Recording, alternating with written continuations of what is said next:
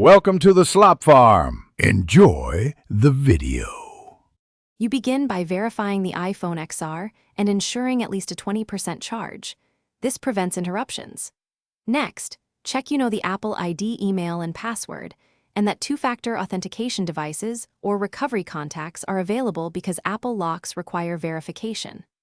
Once done, back up the phone to iCloud or via Finder/iTunes so you can restore settings later.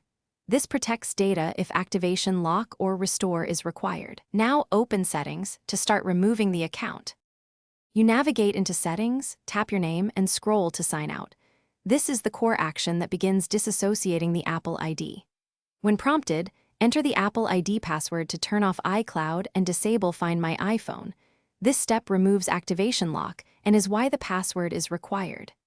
If two-factor authentication prompts, approve on a trusted device or enter the provided verification code.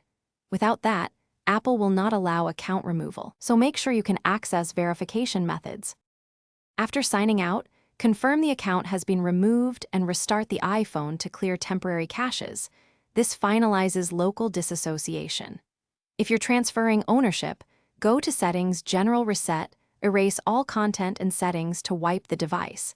This prevents the previous Apple ID from remaining.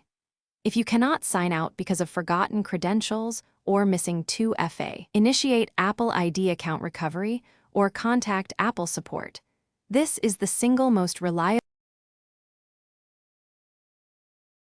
Thanks for watching. Consider subscribing if we helped you today.